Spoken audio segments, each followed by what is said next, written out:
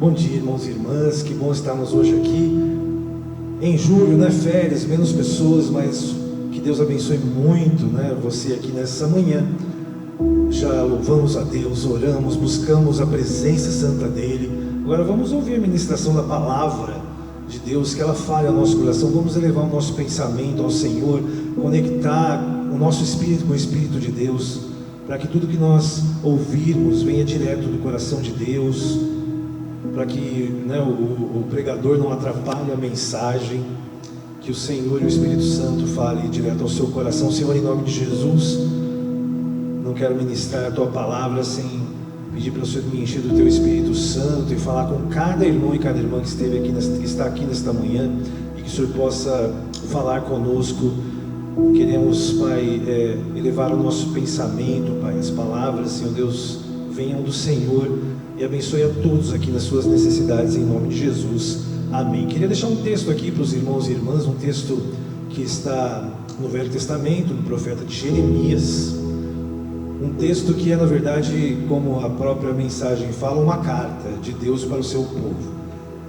Ontem eu postei na internet, falei, se você pudesse receber uma mensagem selada pelo Espírito Santo, né, pelo Senhor, para a sua vida, para prosperar você e sua família, quem sabe essa mensagem vai falar com você hoje, e você vai receber do Senhor a mensagem que Ele deseja no seu coração. Vamos ler então Jeremias 29, de 1 a 14. Esse é o conteúdo da carta que o profeta Jeremias enviou de Jerusalém aos líderes que ainda restavam entre os exilados, aos sacerdotes, aos profetas e a todo o povo que Nabucodonosor deportara de Jerusalém para a Babilônia. Isso aconteceu depois que o rei Joaquim e a rainha mãe, os oficiais do palácio real, os líderes de Judá e Jerusalém, os artesãos e os artífices foram sido deportados de Jerusalém para a Babilônia. Ele enviou a carta por intermédio de Eleaçar, filho de Safã, e Gemarias, filho de Ilquias, os quais Zedequias, rei de Judá, mandou a Nabucodonosor, rei da Babilônia. E a carta dizia o seguinte: assim diz o Senhor dos Exércitos, o Deus de Israel, a todos os exilados que deportei de Jerusalém para a Babilônia: construam casas e habitem nelas, plantem jardins e comam seus frutos, casem-se, tenham filhos e filhas, escolham mulheres para casar-se com seus filhos e deem as suas filhas em casamento para que também tenham filhos e filhas, multipliquem-se e não diminuam. Busquem a prosperidade da cidade, da Babilônia, para a qual eu os deportei. Orem ao Senhor em favor dela, porque assim diz o Senhor dos Exércitos, Deus de Israel: não deixem os profetas e adivinhos que há no meio de vocês os enganem. Não deem atenção aos sonhos que vocês os encorajam a ter. Eles estão profetizando mentiras em meu nome, e eu não os enviei, declara o Senhor. Assim diz o Senhor: quando se completarem os 70 anos da Babilônia, eu cumprirei a minha promessa em favor de vocês e trazê-los de volta para este lugar, porque sou eu que conheço os planos que tenho para vocês, diz o Senhor, planos de fazê-los prosperar e não de lhes causar dano, planos de dar-lhes esperança e um futuro. Então vocês clamarão a mim, virão orar a mim e eu os ouvirei. Vocês me procurarão e me acharão quando me procurarem de todo o coração. Eu me deixarei ser encontrado por vocês, declara o Senhor, e eu os trarei de volta do cativeiro. Eu os reunirei de todas as nações e de todos os lugares para onde eu os dispersei, e os trarei de volta para o lugar de onde os deportei. Assim diz o Senhor. Amém. Meus irmãos, Jeremias é um profeta, na verdade, que teve seu ministério num momento muito difícil, no momento de cativeiro, 400 anos se passaram de profecias que pedia para que o povo de Israel se aproximasse de Deus, se afastasse dos ídolos, dos costumes pagãos, e o povo foi protelando isso. E Jeremias é o profeta chorão, é o profeta conhecido como aquele que diz: agora não adianta mais reclamar, agora Deus realmente agiu e vocês estão indo para a Babilônia ficar 70 anos lá. Então O nome Jeremias vem do hebreu Irmihu, que quer dizer Yahvé salva, ou Yahvé designa, ou o Senhor estabelece. É isso que quer dizer o nome de Jeremias. No caso aqui, pelo menos três potências estavam se recolocando ou defendendo assim num movimento ali, né, de poder, né? Era a Síria, a Babilônia e o Egito, né? Nós estamos falando aí do ano mais ou menos de 626 a.C., ou seja, mais de 2.500 anos atrás. E nesse contexto, Jeremias confiava os reis para se submeterem ao poder do Império Babilônico. Jeremias já estava falando: não adianta vocês resistirem, Deus é que desarraigou vocês de Jerusalém e mandou, porque vocês não ouviram as profecias, né? Então ele falou: olha, agora vão ter que viver na Babilônia, né, para vocês não serem destruídos. Esse período foi marcado pela morte do rei Josias, que foi um reformador, um jovem rei que achou lá, né, no templo pergaminhos antigos e restabeleceu a ordem do culto, mas ele morre. E foi uma perda considerável, né, para o povo de Israel, né, nesse momento. E Nabucodonosor liberta Jerusalém do poder do Egito, entre aspas, né, porque Nabucodonosor liberta, mas logo depois, alguns anos depois, na verdade, ele deporta toda a liderança, todas as pessoas, inclusive, se você lembrar de Daniel, por exemplo, e seus 3 amigos, eles foram jovens aristocratas da realeza que foram levados cativos. Meus irmãos, Daniel sofreu demais na Babilônia. Não era fácil eles irem para a Babilônia não, porque eles estavam indo para lá, não é porque eles decidiram para um lugar melhor, porque teve uma oportunidade de trabalho para eles, né? Lá o reino é mais próspero, não. Eles foram levados cativos, escravos, contra a sua vontade. A tradição diz que tanto Daniel como seus amigos foram castrados, né? Viraram eunucos do rei, e eram jovens muito inteligentes, e eles foram parte desse povo, né, que foram ali, na verdade, levados por Nabucodonosor, que é o rei da Babilônia. E em 586 a.C. é um ano muito marcante, né, da diáspora dos judeus, ou seja, os judeus foram dispersos totalmente e levados para a Babilônia, porque foram destruídas tanto as muralhas de Jerusalém após um sítio, né, da cidade ali. Derrubaram as muralhas, queimaram a cidade e destruíram definitivamente o templo. Que situação difícil, né, para Jeremias ser profeta no momento de destruição. Lembrando que o templo significava esse momento aí da presença de Deus. Isso é muito importante, né? E vocês sabem, né, cartas e selos hoje não estão muito mais na moda, né? Você tem o e-mail, você tem o WhatsApp, mais hoje o WhatsApp do que o e-mail, mas os primeiros selos, né, as primeiras cartas, elas foram escritas em cera, escritas em argila, e foi justamente na Mesopotâmia, na região do Egito, da Babilônia, que, vamos dizer, essa escrita, as cartas, elas nasceram, eram muito usadas pela nobreza também, principalmente na Idade Média, se estendeu muito a questão dos selos, né, daqueles selos que garantiam que determinada autoridade escreveu aquela carta. Eram usados inclusive pombos correio, né? Até corvos eram utilizados para levar mensagens, e eles colocavam o selo ali, que tinha geralmente o brasão do rei, para que a carta chegasse, né, ao destinatário. Se o selo tivesse rompido, é que alguém leu ali a mensagem, né? Esses lacres serviam de uma forma de identificação, de segurança. Às vezes a mensagem era secreta ou era uma coisa muito importante e tinha que chegar na mão de alguém, né? Hoje esse tipo de carta não é mais usado, ninguém mais coloca cera quente, né? Coloca ali o seu brasão, né? Ninguém faz isso.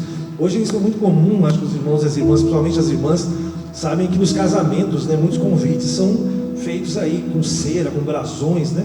E esses lacres continuam sendo utilizados, né, porque fica mais clássico, mais chique, né? E o texto de hoje nada mais é, meus irmãos e irmãs, o tema do sermão hoje é a carta, né? Uma carta selada por Deus. Deus tem alguns selos, né, meus irmãos, para que a mensagem venha dele. Primeiro é a profecia, né? Ela tinha uma autenticidade porque ela foi escrita pelo profeta Jeremias. Jeremias era um ungido do Senhor, boca de Deus. Esse é o primeiro selo. O segundo é que geralmente uma mensagem de Deus para o seu povo, ela está sempre sendo selada por uma promessa. Se você prestou atenção na leitura, Eles estavam sendo deportados para a Babilônia, mas Deus fala na própria carta que eles estariam lá por 70 anos e depois Deus retornaria para Jerusalém. Então isso é uma promessa. Então Deus sela pela profecia, Deus sela pela promessa, Deus sela a sua mensagem pela palavra de Deus. A mensagem de hoje, que está em Jeremias 29, de 1 a 14, o tema é a carta de Deus para o seu povo. A Mesopotâmia, que é a região ali da Babilônia, ela é localizada entre os rios Tigre e Eufrates, né? Atualmente, eles são os territórios do Irã, do Iraque, da Jordânia, ali no Oriente Médio, né? O termo Mesopotâmia tem origem grega e significa terra entre rios. Eram 4 rios, 2 deles o Tigre e Eufrates, uma referência à sua localização geográfica, né? Os povos habitavam ali naquela região, né? Eram, na verdade, os babilônios, os assírios, os sumérios, os acádios. Os persas derrotaram os acádios em 539 e terminou aí esse apogeu, né, da Mesopotâmia, mas é onde ali a cultura nasceu, né? Alexandre o Grande conquistou a Babilônia, né? Então era um lugar assim, mais tarde, né, 300 anos depois. Essa região é uma região muito rica. Olha aqui uma imagem do rio Eufrates, muito bonita essa imagem, né? Deve ser um lugar muito bonito, um vale ali, 2 rios, né? E é interessante que nós vemos pela palavra que esse local, a Mesopotâmia, provavelmente, ou pelo menos pela referência bíblica, foi onde Deus fez o jardim do Éden, colocou o ser humano. Está lá em Gênesis, né? Está lá em Gênesis 2, de 10 a 15, né? No Éden nascia um rio que irrigava o jardim e depois se dividia em 4. O terceiro, um pouco mais para frente, que corre pelo lado leste da Síria, é o Tigre. E o 4º rio é o Eufrates. O Senhor Deus colocou o homem no jardim do Éden para cuidar dele. Olha que interessante, nessa região é uma região muito rica e é onde provavelmente nasceram todas as coisas, né? O dilema do texto de hoje, nessa carta, né? O texto de hoje se refere à primeira diáspora, né, dos judeus. Diáspora quer dizer dispersão. Então, os judeus estavam certamente desesperados, desanimados, eles foram derrotados, né? E na verdade, Deus, através do profeta Jeremias, escreve uma carta. Naquela época os profetas eram essa confirmação, como eu disse, né? O selo era o próprio profeta, o selo era que a carta vinha com uma promessa, né? E é assim que Deus sela a sua mensagem, através da sua palavra. Outro profeta importante, como eu disse, foi o próprio Daniel. Daniel, ele foi lá com seus amigos e viveu 70 anos como um líder da Babilônia, né? O próprio Daniel ele entendeu que esse tempo teria esses 70 anos, ele teria essa validade, e ele percebeu isso depois de 70 anos. Tem um texto muito interessante que Daniel 9, 1 e 2, né? Olha só que interessante esse texto da palavra de Deus. 70 anos depois, Daniel começa a ler os pergaminhos e ele escreve o seguinte: Dario, filho de Xerxes, de origem meda, foi constituído governante do reino babilônio. No primeiro ano do seu reinado, eu, Daniel, compreendi essas escrituras conforme a palavra do Senhor dada ao profeta Jeremias, ou seja, que a desolação de Jerusalém iria durar 70 anos. Essa mensagem que nós lemos hoje, esse capítulo, né, 39 de Jeremias, ele é na verdade o mesmo texto. Essa carta foi lida por Daniel 70 anos depois, e ali ele percebeu que realmente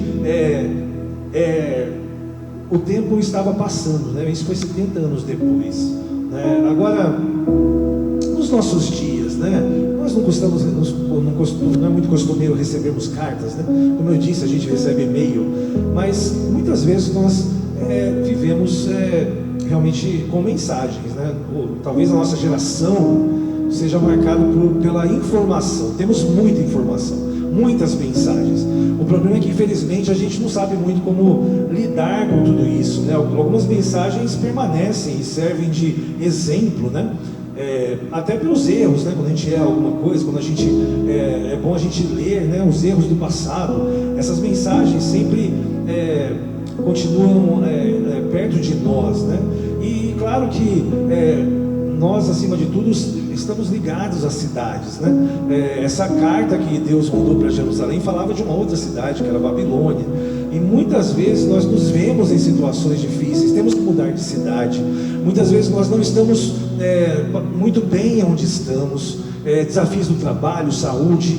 Algumas cidades marcam a nossa vida, né? Qual foi a cidade da sua infância, né? A minha cidade foi São José dos Campos, de São Paulo. cada um aqui certamente, né, teve uma história, tem uma história, veio de uma cidade,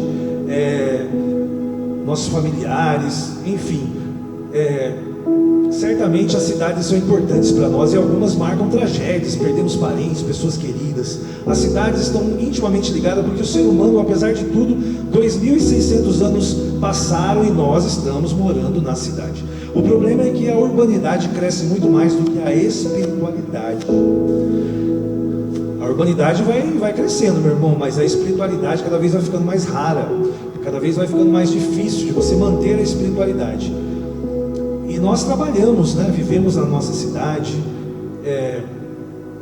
à medida do possível, conhecemos lugares interessantes, mas para aqueles homens e mulheres não estava sendo fácil. Eu vim de Londrina para Campo Grande, eles estavam indo de Jerusalém, a cidade santa, e eles estavam indo, na verdade, para a Babilônia, como escravos, e a Babilônia era um sinal de total depravação, de luxúria. Essa era a Babilônia para onde eles estavam indo. E vem, na verdade, essa palavra de Deus no versículo 7: busquem a prosperidade da cidade para a qual eu os deportei, orem ao Senhor em favor dela. O versículo 7 diz: porque a prosperidade de vocês depende da prosperidade dela. A prosperidade do povo de Deus durante 70 anos ia depender da prosperidade da Babilônia. Meus irmãos, que dificuldade, né? Orar por Jerusalém é uma coisa, agora orar pela Babilônia, pelo seu algoz, por aqueles que estavam te levando como escravo. Deus pede algo muito difícil para o seu povo. Deus pede para que eles intercedam pela sua cidade. Deus pede para que eles busquem, né? Campo Grande, imagina então Campo Grande, meus irmãos. Campo Grande tem que ser o alvo do nosso esforço, para junto prosperarmos, a capital do estado. Se os judeus, se Deus manda uma carta selada com uma promessa, dizendo para eles orarem pela Babilônia, quanto mais nós hoje precisamos orar por Campo Grande. O que Deus nos ensina, na verdade, o que Deus realmente mostra para nós de forma desafiadora, é que nós precisamos estar intimamente ligados espiritualmente com a urbanidade da nossa cidade.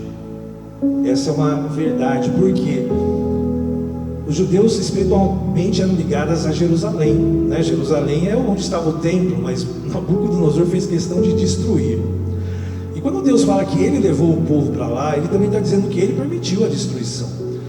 Davi sonhou com esse templo, né? Davi fez todo aquele sonho, e Salomão construiu. E o templo, meus irmãos, na época ali de Nabucodonosor, era o primeiro templo, o templo que Salomão construiu. Era algo, uma das maravilhas daquela época para os judeus. Era maravilhoso aquele templo que foi destruído. Então assim, eles tinham aquela saudade do templo e estavam ali sendo levados cativos, né?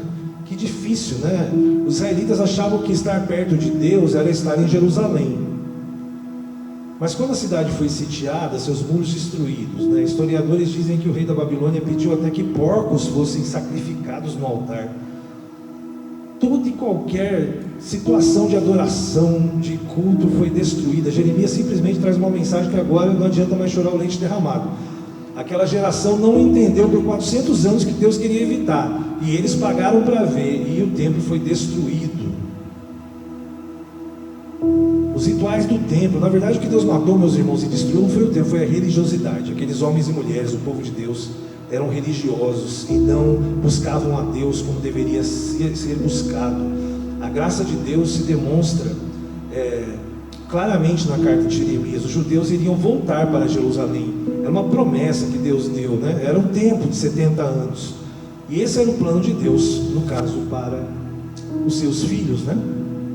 Porque, olha o que o versículo 11 e 13 da carta fala: porque sou eu que conheço os planos que tenho para vocês do Senhor, planos de fazer prosperar e não de lhes causar dano, planos de dar-lhes esperança em um futuro. Então vocês clamarão a mim, virão orar a mim e eu os ouvirei. Vocês me procurarão e me acharão, quando me procurarem de todo o coração. Foi nesse contexto, inclusive, meus irmãos, que surgiram as sinagogas.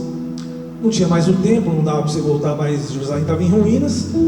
Eles iam ficar 70 anos lá, e Jeremias começa o que eles chamam de sinagogas. Hoje tem sinagogas dos judeus espalhadas por todo mundo, até porque os romanos destruíram o segundo templo 70 anos depois de Cristo. O imperador Tito destrói, né, ali o templo. Então Deus continua insistindo para o seu povo, né? Mesmo praticamente que 600 anos depois, Ele está dizendo: eu não preciso de templo, eu não preciso de construções, o meu trono está nos céus, os meus pés aqui na terra. Eu quero é que vocês tenham espiritualidade, relacionamento comigo. E o relacionamento com Deus, meus irmãos, não é você estar aqui no domingo, ou só na célula, quarta-feira, orando. Isso faz parte.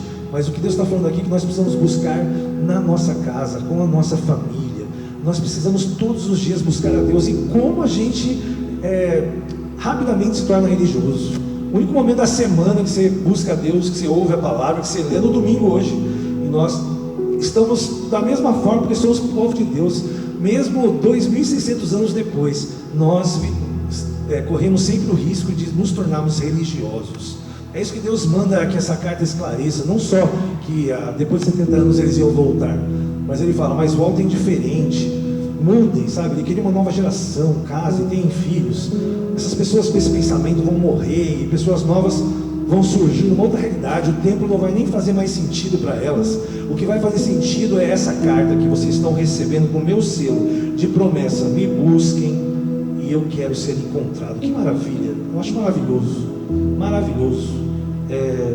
Aquele povo estava em contato com a graça de Jesus, de Deus ali para eles. Eles iriam voltar, mas não é voltar para o templo e para Jerusalém. Eles precisavam se voltar para Deus. É isso que Deus fala através de Jeremias: voltem-se para mim, eu estou aqui acessível. Eu não quero que você só venha fazer um sacrifício de um animal aqui e continue a sua vida o resto do ano. Eu não quero você perto de mim ou perto do templo só na Páscoa. Eu quero estar com você todos os dias. E Ele fala que os meus planos são planos muito mais altos. Ele fala que os meus planos que tenho são pensamentos mais altos, para dar para você prosperidade, para realizar seus sonhos. Deus é um Deus que quer estar próximo do seu povo. E a mensagem do livro de Jeremias, ela vai muito além dessa carta, né? O livro de Jeremias, ele começa as profecias messiânicas, e ele apresenta Jesus como o Deus da nossa justiça, né? O nome Yahvé, Tsekenu Yahvé, quer dizer, o Senhor é a nossa justiça. Ele já está falando de Jesus. Jeremias começa a olhar não mais para um templo que iria ser reconstruído, mas ele viu que ele iria ser destruído. Na sua visão profética, ele vê que o templo agora era Jesus. Meus irmãos, que maravilha! E ele começa a falar isso. Ele começa que o Senhor será a nossa justiça. Ele começa a profetizar isso. Ele diz assim: em seus dias Judá, lá no capítulo 23, versículo 6, em seus dias Judá será salvo, Israel viverá em segurança, e este é o nome pelo qual será chamado: o Senhor é a nossa justiça. Ele fala também no capítulo 33, versículo 16, naqueles dias Judá será salva e Jerusalém viverá em segurança. Esse é o nome pelo qual ela será chamada: o Senhor é a nossa justiça. Yahvé, Tsekenu Yahvé. Ele estava falando da justiça, do sol da justiça que um dia ia raiar. Jeremias começa a apontar para Jesus. Jesus mesmo diz para os seus discípulos, quando eles estão ali, né, praticamente 500 anos depois, falando com Jesus, ele diz: Jesus, olha o nosso templo, o segundo templo já não era igual ao primeiro. Jesus fala: muito bonito esse templo, mas não vai sobrar pedra sobre pedra. O que ele diz é que eu sou o templo e vou ser reconstruído em 3 dias, e jamais esse templo será destruído. Nós vivemos aí uma nova visão profética, essa mensagem selada por uma profecia de que Jesus seria o templo e que nós seríamos o templo do Espírito Santo. Maravilhoso. A mensagem do profeta Isaías não era a reconstrução física de Jerusalém. É claro que ela foi reconstruída, como dissemos, na época de Neemias, Esdras. O templo foi novamente reconstruído, mas os romanos destruíram Jerusalém, que estava no olhar de Jeremias, a Jerusalém que era do Deus de justiça. A Jerusalém é a Jerusalém eterna, é a mesma Jerusalém que nós estamos esperando. Vivemos sobre a mesma esperança, apesar de estarmos livres, somos cativos do pecado, nessa geração aqui pecadora, em que a espiritualidade é bem menos relevante do que a urbanidade, do que o prazer, do que o dinheiro, do que o poder. Meus irmãos e minhas irmãs, nós vivemos um cativeiro. Grilhões dos pecados prendem muitas pessoas. Deus deseja ser encontrado por elas, e nós somos essa carta viva, que foi escrita não em papel, mas no nosso coração. Nós somos hoje cartas para o mundo, cartas de quem é Jesus, da esperança que Ele traz. Por isso precisamos interceder por Campo Grande. Ontem eu estive na torre de oração, intercedendo por Campo Grande, mas também algo muito importante, esse semestre aqui que nós estamos vivendo é o semestre de eleições municipais. Se existe um momento para nós começarmos a orar por Campo Grande, é agora, para que Deus levante governos sábios, pessoas sejam bem escolhidas. Mas porque, meus irmãos, nós vivemos aí 2 anos de polaridade, de divisões, as pessoas desanimadas. É muito mais fácil você olhar para esse governo e você criticar, claro, dizer que eu quero que destrua, eu quero que eles sejam destruídos. É o que os judeus queriam, que a Babilônia fosse destruída, que nem Jerusalém. Mas esse não é o pensamento de Deus. Deus fala: olha, ora pela sua nação, pelos seus governantes, porque a prosperidade dessa nação que vocês estão indo é a prosperidade de vocês. Meus irmãos, nós precisamos orar pela prosperidade do nosso país, pelos nossos governantes, seja de que partido for, de esquerda, de direita. Nós temos que orar pelos governantes. A palavra de Deus diz: o coração do rei é como um rio caudaloso nas mãos do Senhor, Ele o direciona para onde quer. Esse governo do Brasil, nós não adianta criticar, nós temos que orar para que o Senhor controle essas pessoas, para que o Senhor leve essas pessoas para decisões mais condizentes, né? Nós precisamos ter um outro momento. A gente não pode esperar que tenhamos um país próspero criticando o nosso país. Esse é um momento diferente, meus irmãos. Nós precisamos orar pelo Brasil, orar pelos estados, orar pelas cidades. Ore por Campo Grande. Esse é o desafio. A prosperidade é um conceito muito abrangente, não é só dinheiro. Prosperidade é desenvolvimento. Ore para que o Brasil prospere, desenvolva. Nós não podemos entrar nesse caminho. A gente tem que orar para que todos possam se desenvolver, que Deus controle essas pessoas. Se não são as pessoas certas, foram as pessoas que Deus permitiu.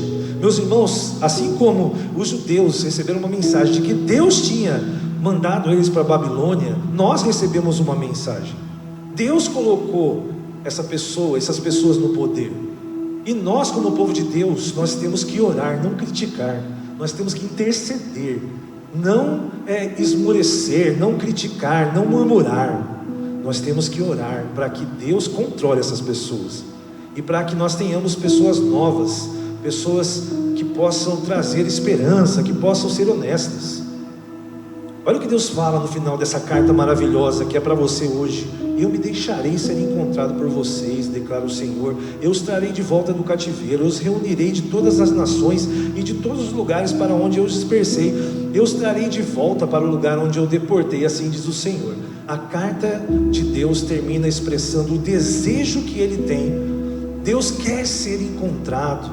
Deus quer libertar as pessoas, ainda hoje os cativos. Deus quer reunir o povo dele, que vive na cidade de Campo Grande, que vive no Brasil, que vive no mundo. Deus quer reunir, trazer todos de volta. Meus irmãos, esse é um tempo de orarmos para que todos sejam trazidos de volta para Deus.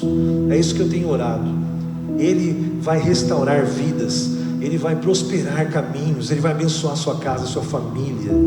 Deus deseja isso, e você precisa, e eu preciso interceder pelos governantes e pelas cidades, porque a prosperidade de nós está vinculada à prosperidade da nossa nação, do nosso estado e da nossa cidade de Campo Grande. Então meu desafio, meus irmãos e irmãs, prático, é que na nossa reunião das 6 às 7 do sábado à noite, lá na torre, de 24 horas, que é ali na Casimiro de Abreu 334, aqui em Campo Grande, só das 6 da tarde às 7 da noite, é 1 hora de oração. Nós vamos estar começando nesse semestre um período de intercessão da Igreja Batista Simplicidade pela nossa cidade, pelas eleições municipais que teremos em todo o Brasil, para que Deus tenha misericórdia e que pessoas honestas, pessoas que sejam controladas pelo Senhor, estejam no poder e estejam governando as nossas cidades.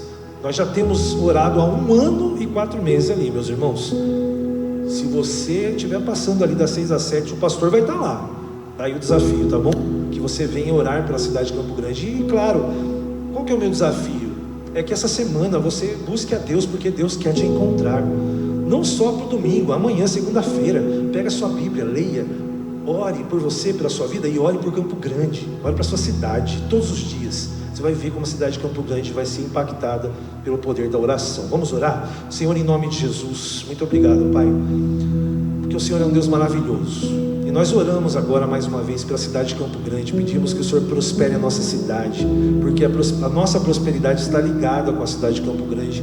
E nós declaramos agora em nome de Jesus que a nossa cidade será um lugar próspero. Abençoe esse hotel, Deus, os relacionamentos aqui, as pessoas que trabalham neste lugar, Senhor Deus, e que sua glória se estenda, Senhor Deus, para o centro da cidade, para os bairros, para a periferia de Campo Grande. Que o Senhor abençoe e cuide todo o trabalho das igrejas, Senhor Deus. Nós declaramos, Senhor Deus, que teremos eleições abençoadas, pessoas abençoadas serão colocadas no poder esse ano em nome de Jesus. Que o amor de Deus o Pai seja derramado sobre a nossa vida, a graça de Jesus perante homens e Deus seja conosco, que a gente tenha graça perante pessoas, a graça perante o Pai que nos ama, e que as ternas e doces consolações do Espírito Santo e a sua paz seja derramada sobre o povo que está aqui para receber, em nome do Pai, do Filho e do Espírito Santo, amém e amém. Que vocês tenham uma semana abençoada de intercessão por Campo Grande.